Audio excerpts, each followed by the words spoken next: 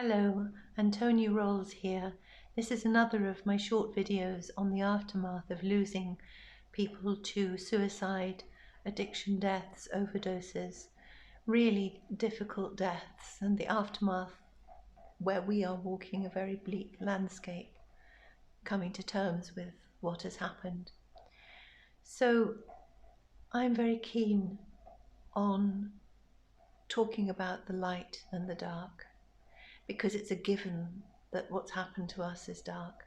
I've lost both my boys to suicide and overdose and addiction. And I could give up. I could. But I've chosen not to. I've chosen to look for the light. Because I've got more time behind me than ahead of me. I'm 64 now. I have maybe 20 years ahead of me. Who knows, maybe less, maybe more. But 64 years behind me. And every morning when I wake up, I'm still breathing. I'm still here. It's very important that we acknowledge that even if we feel we can't go on, that we do go on because we still breathe. As I said, this is a very bleak landscape for many of us. And it is a given that it is dark. It is so dark. Our grief can overwhelm us. We don't know where to put ourselves. It's so difficult to talk to people about what's really happening. And yet, we don't like it when they don't ask. It's so difficult. It is a paradox. The light is always with us. The darkness cannot overcome the light. When we're in this bleakness, that feels impossible. And yet, you have a room full that is absolutely black with darkness. So this room, imagine, is completely black. A pinprick of light in that room makes all the difference. A pinprick of light in that room takes all your attention and it cannot be ignored. You have the same room which is full of light, completely full of light, and one corner there is some darkness. You barely see it because the light is so bright. So even if we feel utter despair, and we do, the light is still there. It just waits for us to notice it. Sometimes our thoughts go to war with us, and we cannot find good memories, and we cannot look back in the past because all we see is our own failings. All we see are things where we could have done something and our loved one wouldn't have died. We see places where we wish that we had been kinder, we had been better, but we didn't know. We didn't know. But it's so hard when our thoughts go to war and we cannot escape the guilt, the blame, the shame, the horror. My friend Ian, when I told him about this, he said, "You have to bang your hand on the table and shout, 'Order!'" He said, "Those thoughts that are destroying you are happening because you let them. So shout 'order' and stop it." And I thought, actually, I really like that. Ian has been 10 years, more than 10 years sober after 30, 40 years of addiction and alcoholism. He really does know what he's talking about with thoughts. So I like the idea of calling order and banging my hand on the table when my thoughts are just killing me. It does seem impossible to replace those thoughts with nicer thoughts, but you can actually do it. And if you can't do it, then relieve yourself and come back to the present and look around you. Here's another thing. What are you grateful for?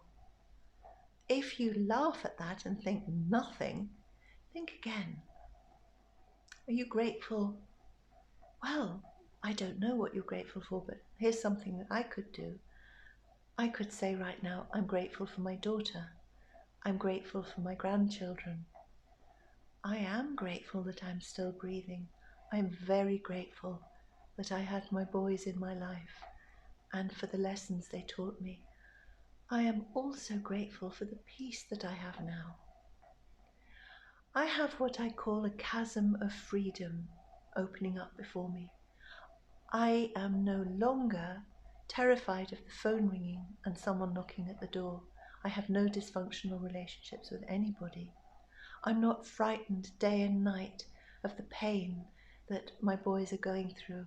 I'm not trying to avoid them because I can't cope with all the things they need me to do. I need you to find me somewhere to live. I need you to give me more money. I need you to speak to these people. I need you to get me more drugs, speak to a doctor, call up the embassy, get them to fast track me more of my medications. I'm not dealing with chaos. And now that that peace has come, which it came instantly, my second son had died because the crazy was so over. I have what I call a chasm of freedom. What am I going to do with this chasm of freedom?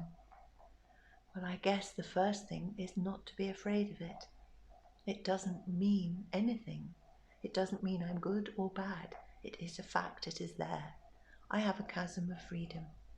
So this is something to get used to. This is a whole new life for me. I have a whole new life because more than half of my children are dead. So, what next? Something I talk about a lot is finding something light to look at. Like I say, the darkness is a given. But when we are so in despair, that's when the darkness closes over our heads, and that's when our thoughts really, really cripple us. And that's when we feel that there is no hope, and it's a terrible thing to have no hope. My boys had no hope. I can't imagine how they felt. But when we have no hope, there is something we can do. We can look for something light to look at. The daytime, a candle, an electric light, the reflection of something on metal, anything. That pinprick of light in the dark room, that's what we look for. It's a circuit breaker. It says something about the fact that light is still there, though we feel powerless to access the light. We have done something by looking for it and at it. I have a faith, and I've found a way to start my days, which I started immediately after Dimitri, my second son, had died. Costya died in 2023, Dimitri died this year, 2024.